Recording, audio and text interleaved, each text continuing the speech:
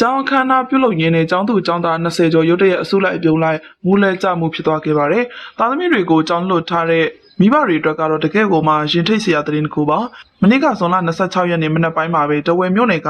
အထက်ကထက်တန်းကျောင်းတစ်ခုမှာအခမ်းအနားပြုလုပ်နေရင်းနဲ့ကျောင်းသူကျောင်းသား20ကျော်လောက်ရုတ်တရက်အစုလိုက်အပြုံလိုက်မူးလဲကြသွားခဲ့တဲ့ထိတ်လန့်စရာဖြစ်ပျက်တစ်ခုဖြစ်ပွားသွားခဲ့ပါတယ်။အခမ်းအနားလုပ်နေရင်းနဲ့ရုတ်တရက်ဖြစ်သွားခဲ့တဲ့ဖြစ်စဉ်ဆိုကတော့တဝယ်မြို့နယ်ရှိအမတ်တေအခြေခံအကြောင်းမှာမနေ့ကမနက်7:00 နာရီဝန်းကျင်လောက်ကဖြစ်ပွားသွားခဲ့တယ်လို့သိရပါတယ်။ကျောင်းကောင်စီအခမ်းအနားတစ်ခုပြုလုပ်ခြင်းမှာပဲကျောင်းသူကျောင်းသားတွေရုတ်တရက်တယောက်ပြီးတယောက်မူးလဲကျသွားခဲ့တာပါ။ဖြစ်စဉ်မှာတော့ကျောင်းသူ19ဦးနဲ့ကျောင်းသား2ဦးစုစုပေါင်း20ဦးပါဝင်ခဲ့ပြီး Grade 6နဲ့ Grade 12အရွယ်ဖြစ်က Grade 6ကျောင်းသူတွေအများပြားပါဝင်တယ်လို့ဆိုပါတယ်။အသက်ရှူကျပ်ပြီးအောက်ဆီဂျင်မှာပေးလိုက်ရတဲ့အခြေအနေပါဖြစ်သွားခဲ့ပါတယ်။မူးဝေပြီးအန်တဲ့ကလေးတွေလည်းရှိသလိုသတိလစ်သွားတဲ့ကလေးတွေလည်းပါပါတယ်။တချို့ကလေးတွေဆိုရင်အကျော်တက်တလို့မျိုးဖြစ်သွားခဲ့ပြီးတချို့ဆိုရင်တော့အသက်ရှူကျလာလို့အရေးပေါ်အောက်ဆီဂျင်တွေပါအရေးပေါ်ကယ်ဆယ်ရေးနဲ့လူနာတင်ရင်အဖွဲ့မှတာဝန်ရှိသူတဦးကအခြေအနေကိုပြောပြသွားခဲ့ပါတယ်။လက်ရှိအခြေအနေမှာတော့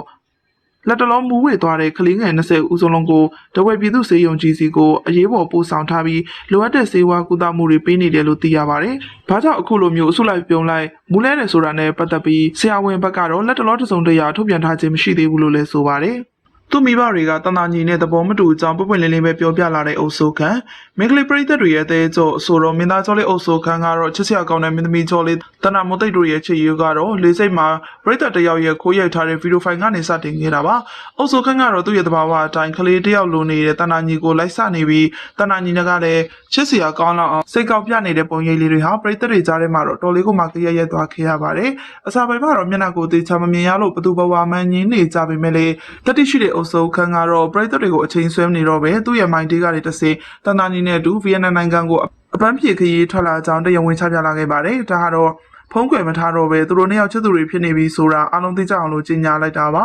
အုပ်စုခန့်ကတော့အရင်ကအင်တာဗျူးတွေမှာသူ့ရဲ့အခြေရေးနဲ့ပတ်သက်လာရင်ကျွန်တော်ကကလေးပဲရှိသေးတယ်အခြေရေးကိစ္စတွေကိုအရင်နားမလည်တဲ့ကလေးတယောက်ပါလို့ဖြေဆိုခဲ့ပူပါတယ်သူရွေးချယ်မဲ့ကောင်မလေးဟာလေသူ့ပေါ်နားလည်မှုအပြည့်ပေးနိုင်ပြီးမိခင်တယောက်လိုမျိုးရွရပေးနိုင်တဲ့သူမျိုးဖြစ်မယ်လို့ဆိုခဲ့ပူပါတယ်အခုတစ်ခါမှတော့သူ့ရဲ့စံနှုန်းတွေနဲ့ကိုက်ညီတဲ့တန်တန်ကြီးတယောက်ကိုအတိအကျရှာတွေ့သွားပြီလို့ဆိုရမှာပါဒါပေမဲ့လည်းဒီလိုတာယာနေတဲ့ချစ်ရေးခီးလာဟာတော့အရေးကြီးဆုံးမိကုန်းတစ်ခုရှိလာခဲ့ပါတယ်ဒီချစ်ရေးကိုမိဘတွေကသဘောတူပါမလားဆိုတာကိုသိရှိရမှာပါဒီကိစ္စနဲ့ပတ်သက်ပြီးတော့လည်းအုပ်စုခန်းကတော့သူ့ရဲ့ရည်တည်ချက်ကိုသူ့ရဲ့မိဘတွေရဲ့အခြေရေးဇလန်းနဲ့ဥပမာပေးပြီးပွပွင့်လင်းလင်းပဲတည်ပြောလာခဲ့ပါတယ်။အုပ်စုခန်းကတော့သူ့ဖေနဲ့မေရဲ့အခြေရေးအကြောင်းကိုဂုဏ်ယူစွာဖြင့်ပြန်လည်ပြောပြခဲ့ပါတယ်။အဖေကအမေကိုခိုးပြေးဖို့ကြံခဲ့တာပါ။အဓိကကတော့အိမ်ကလည်းသဘောမတူဘူးလေ။အဲ့ဒီတော့သူတို့နှစ်ယောက်စလုံးကတုံညာပွားကနေတူတူစတင်ခဲ့တာပါ။ကျွန်တော်အားကြတာကတော့ဘသူရဲ့ရွေးချယ်မှု